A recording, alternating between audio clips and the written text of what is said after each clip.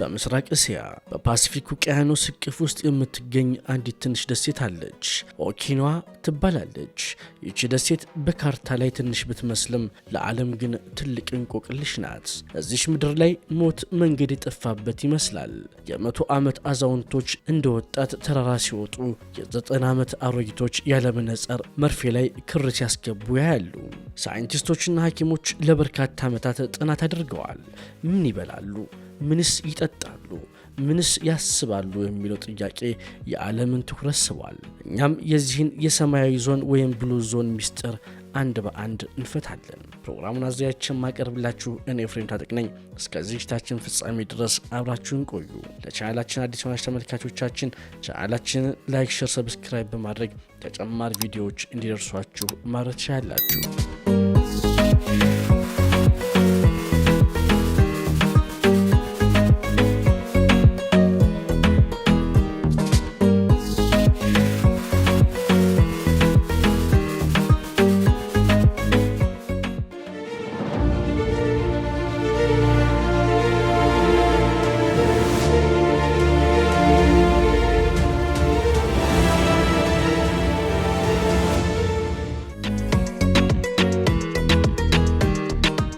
ኦኪናዋ ሰዎች የመጀመሪያው ሚስጥር በኩሽናቸው ወይም በሆስፒታላቸው ሳይሆን በአእምሯቸው ውስጥ ነው።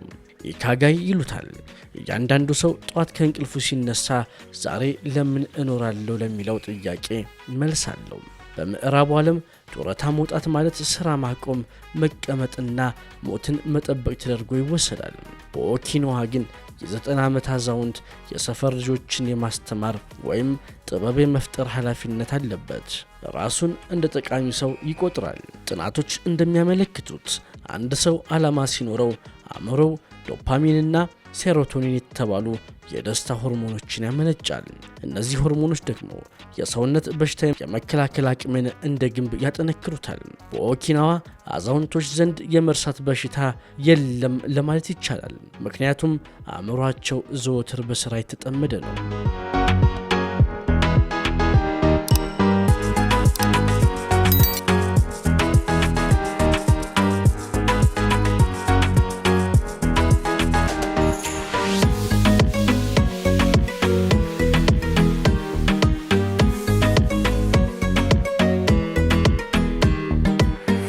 አሁን ደግሞ ወደ ማዕዳቸው እንሂድ።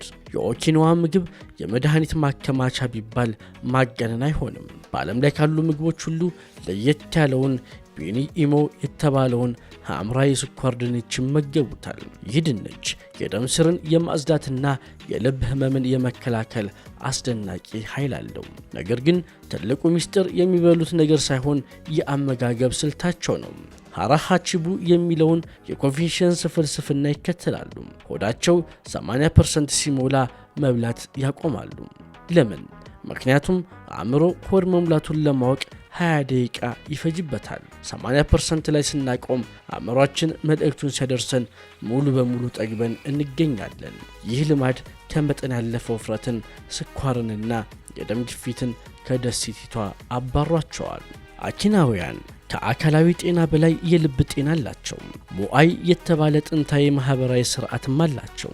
አንድ ሰው በኦኪናዋ ብቻውን አይሆንም። ከልጅነት ጀምሮ አብረው ያደጉ 5 ወይም 6 ጓደኛሞች እድሜ ልካቸውን ይደጋገፋሉ።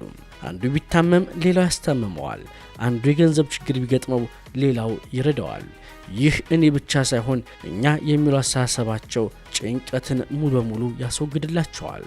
ጭንቀት ደግሞ የዘመናችን ትልቁ ገዳይ በሽታ ነው።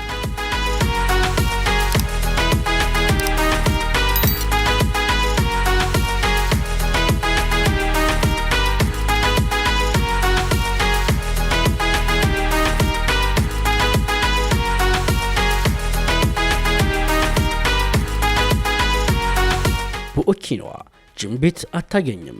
ምክንያቱም ሕይወታቸው ራሱ ስፖርት ነው። እያንዳንዱ አረጋዊ የግል አትክልት ቦታ አለው። በየቀኑ ጎንበስ ቀና እያሉ መኮትኮት ሰውነታቸውን እንደ ብረት ያጠነክረዋል። ሌላው የሚገርመው የቤት አቀማመጣቸው ነው። አብዛኞቹ ቤቶች ወንበር የላቸውም። ሰዎች ምንጣፍ ላይ ነው የሚቀመጡት። አንድ የ100 ዓመት አዛውንት በቀን ውስጥ ቢያንስ 30ና 40 ጊዜ ምንጣፍ ላይ ተቀምጠው ይነሳሉ። ይህ እንቅስቃሴ ለእግር ጡንቻና ለሚዛን መጠበቅ ትልቅ ፋይዳ አለው። በዚህም ምክንያት ኦኪናውያን ሲያረጁ አጥንታቸው አይሰበርም። ሳይንቲስቶች እንደሚሉት ብቸኝነት በቀን 15 ሲጋራ እንደማጨስ ለጤና አደገኛ ነው። በኦኪናዋ ግን ብቸኝነት የለም። እዚህ ሞአይ የሚባል ማህበራዊ መድን አለ። በኦኪናዋ ጎዳናዎች ላይ ስታልፍ 4 እና 5 አረጋውያን ተቀምጠው ሲሳሳቁና ሻይ ሲጠጡ ታያለ። እነዚህ ሰዎች ለ80 እና ለ90 ዓመታት አብረው የዘለቁ ጓደኛሞች ናቸው። ይህ ጥልቅ ማህበራዊ ትስስር የጭንቀት ሆርሞንን ይቀንሳል። ልብህ የሚታመመው ለራስ ብቻ ሳይሆን ለጓደኞችህም ጭምር ሲሆን ሞት ራሱ ፈርቶ ይርቃል። በኦኪናዋ ጠዋት ሲነጋ እያንዳንዱ ሰው የሚነሳበት ግልጽ ምክንያት አለው። ጃፓኖቹ ኢኪጋይ ይሉታል።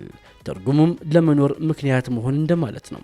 አንድ የ95 ዓመት የኦኪናዋ አሳ አጥማጅን እንጠይቅ። ለምን በየቀኑ ወደ ባህር ትሄዳለህ ብንለው ለቤተሰቦቼ ትኩስ አሳ ለማቅረብ ይለናል። ይህ የዕለት ተዕለት ግቡ ወይም ኢካጎዩ ነው።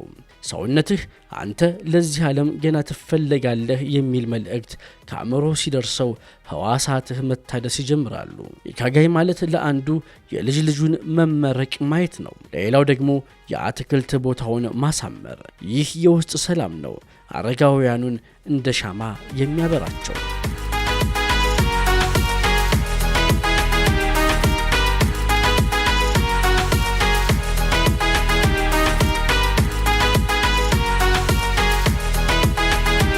እንግዲህ መሞትን የረሱት ሰዎች ሚስጥር ይሄ ነው። ክኒን አይደለም፣ ቀዶ ጥገናም አይደለም።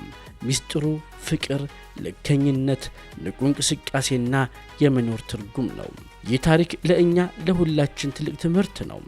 ረዥም ዕድሜ መኖር ብቻ ሳይሆን እንዴት ትርጉም ባለው መልኩ መኖር እንዳለብን ያሳየናል። እናንተስ በሕይወታችሁ የምትከተሉት ኢካጋይ አላችሁ? ዛሬውኑ መፈለግ ጀምሩ። ፕሮግራሙን ወደ እናንተ አዘጋጅቼ ያቀረብኩት እኔ ፍሬም ታጥቅ ነበርኩኝ። በሌላ ጊዜ በሌላ ፕሮግራም እስከምንገናኝ መልካም ጊዜ